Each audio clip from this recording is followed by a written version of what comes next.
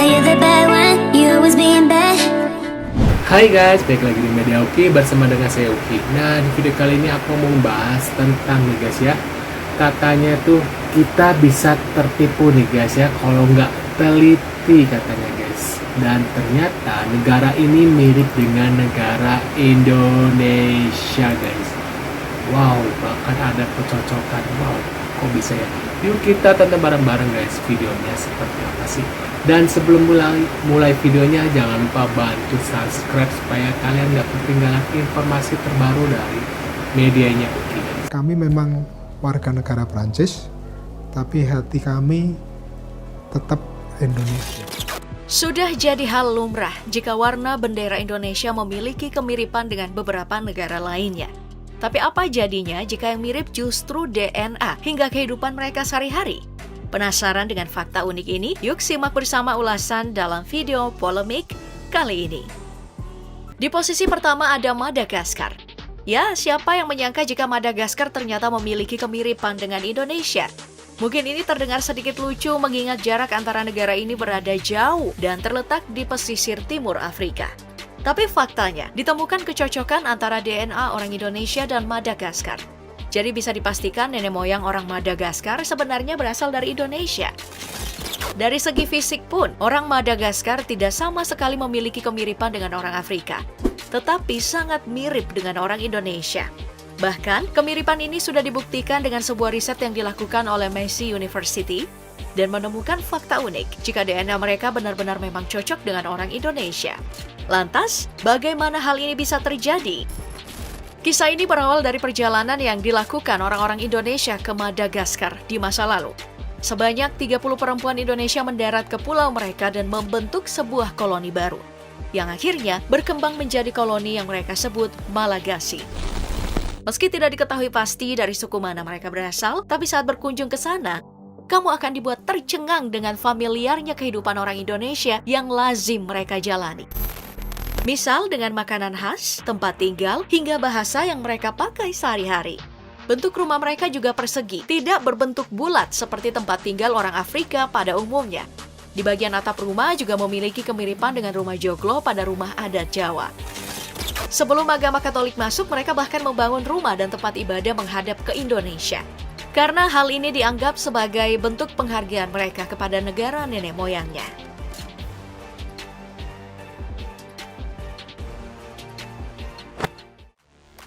Nah, jika orang-orang Madagaskar memiliki kemiripan dari segi fisik dengan orang Indonesia, negara Monaco justru memiliki kemiripan bendera dengan Indonesia.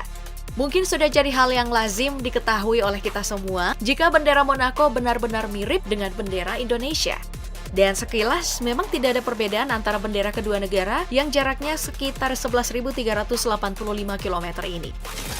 Meski sempat diwarnai perdebatan soal siapa yang mau mengalah soal warna bendera, namun baik Indonesia dan Monaco akhirnya sama-sama setuju jika warna bendera keduanya sama.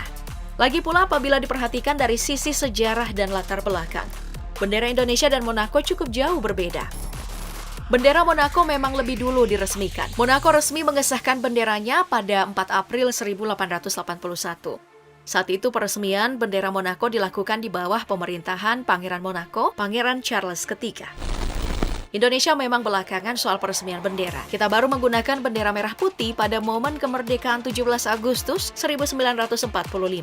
Tapi sebenarnya jauh sebelum itu, kita sudah lebih dulu memakai warna merah dan putih sejak tahun 1297. Kala itu warna merah putih dipakai oleh Kerajaan Majapahit. Hanya saja warna merahnya ada 5, sedangkan warna putihnya ada 4. Dan saat itu diberi nama Sang Saka Getih Getah Samudra.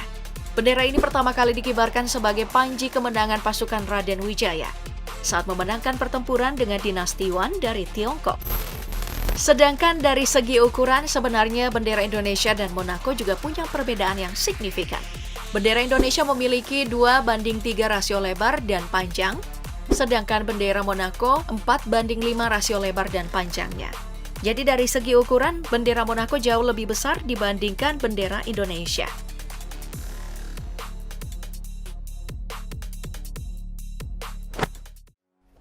Selanjutnya ada Pulau Natal. Ya, sesuai namanya, pulau yang satu ini diambil saat perayaan Natal. Tapi siapa sangka mayoritas penduduk Pulau Natal atau yang lebih dikenal dengan nama Christmas Island ini mayoritas memeluk agama Islam. Agama Islam ini dibawa oleh penduduk Pulau Natal di masa lalu yang mayoritas dilakukan oleh orang-orang Melayu yang bermigrasi dan menetap di sana. Mereka juga memiliki kemiripan fisik dengan orang Indonesia karena dihuni oleh orang-orang Indonesia dari suku Jawa. Itu karena wilayah Pulau Natal dengan Pulau Jawa memang sangat dekat dan hanya terpaut 500 km saja. Pulau seluas 135 km persegi dan memiliki lebih dari 1.800 jiwa penduduk. Tapi, meski berdekatan secara geografis dengan Pulau Jawa, Pulau Natal berada di bawah kekuasaan Australia. Sempat menjadi pulau yang terisolir dari dunia luar, kini Pulau Natal juga memiliki bandara internasional yang bisa dipakai saat kamu ingin berkunjung ke sana. Hanya butuh 1,5 jam saja untuk sampai ke Pulau Natal jika berangkat dari Bandara Soekarno-Hatta di Jakarta. Nah, selain fakta soal penduduk keturunan Indonesia, Pulau Natal juga sangat memukau karena keindahan pantai dan lautnya. Di beberapa musim juga akan ditemui keindahan lain dari segi flora dan faunanya.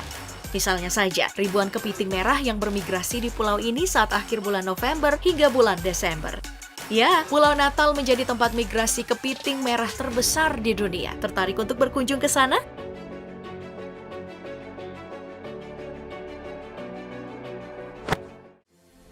Sama seperti Pulau Natal, Kaledonia Baru juga mayoritas dihuni oleh orang-orang dari suku Jawa yang merantau dan menetap di sana. Negara yang baru mencapai referendumnya di tahun 2021 silam ini memiliki luas wilayah mencapai 18.275 km persegi dan memiliki lebih dari 271.407 jiwa penduduk. Namun, sebagian penduduk Kaledonia justru merupakan orang-orang dari keturunan Jawa. Hal ini membuat negara yang terletak di Samudra Pasifik ini memiliki kemiripan dengan Indonesia. Tidak heran jika di Kaledonia Baru kamu akan menemukan orang-orang keturunan Jawa dengan gaya keseharian mereka yang tetap memakai bahasa Jawa, tapi juga mampu berbahasa Prancis. Awal kedatangan orang Jawa ke Kaledonia ini karena dulunya mereka menjadi kuli kontrak dan mencari kehidupan yang lebih baik di negeri Kaledonia. Mereka datang ke sana di tahun 1896, sebanyak 170 pekerja mulai menetap dan menjadi penduduk asli, yang hingga kini masih memegang erat budaya Jawa. Bahkan salah seorang keturunan Jawa bernama Yannick Slamet, merupakan keturunan Jawa yang pernah menjabat Wakil Gubernur Prop Utara Kaledonia Baru.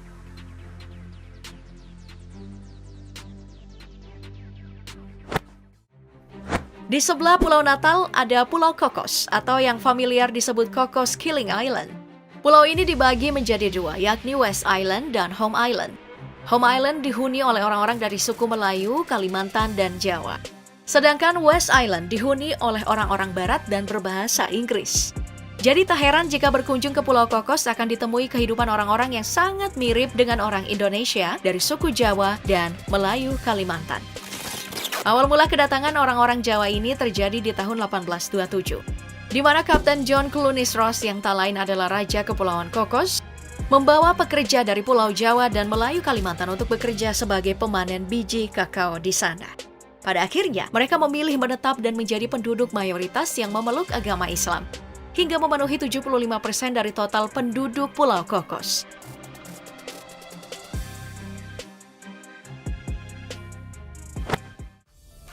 Begitu juga dengan Suriname. Hampir 15% dari total penduduk Suriname adalah orang-orang Jawa. Sekitar 618.000 penduduk keturunan Jawa sampai saat ini menghuni Suriname. Kedatangan orang-orang Jawa ini dimulai pada tahun 1890 hingga 1939, di mana sekitar 33.000 orang Jawa melakukan migrasi ke Suriname. Kedatangan mereka menjadi salah satu pemicu pertambahan penduduk keturunan Jawa yang menghuni Suriname. Bahkan yang lebih membanggakan lagi, ada seorang keturunan Jawa yang menjabat di pemerintahan Suriname. Namanya adalah Raymond Sapun, yang tak lain merupakan keturunan asli Banyumas, dan sempat mencalonkan diri sebagai Presiden Suriname pada tahun 2015 silam.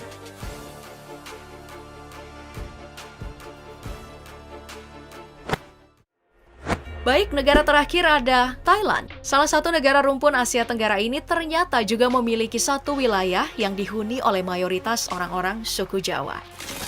Namanya Koh Panye, sebuah perkampungan terapung tradisional yang tak jarang ditemui kearifan lokal khas Indonesia. Letaknya berada di lepas pantai selatan Thailand.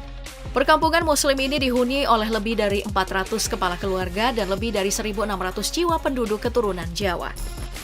Sama seperti namanya, kampung terapung Koh Panye ini didirikan oleh 3 orang nelayan keturunan Jawa yang datang dan menetap di sana. Kini lebih dari 200 tahun sudah, Koh Panye menjadi perkampungan Jawa yang terletak di negara tetangga Thailand. Wah, menurut pendapat kalian gimana nih setelah menonton video ini? Apakah kalian punya komentar? Tulis di kolom komentar. Mau punya pendapat? Tulis punya pendapat. Tapi kalau bisa jangan terlalu ini ya guys ya, merendahkan negara lain atau gimana gitu ya. Yang positif-positif aja lah ya guys. Tulis di kolom komentar. Terima kasih sudah mampir. Jangan lupa bantu subscribe. Saya ingatin beberapa kali guys ya. Dan terima kasih sudah mampir. Terima kasih juga sudah like dan subscribe. Mudah-mudahan rezeki kalian selalu lancar, dipermudahkan urusan. Sampai jumpa di video selanjutnya. See you guys.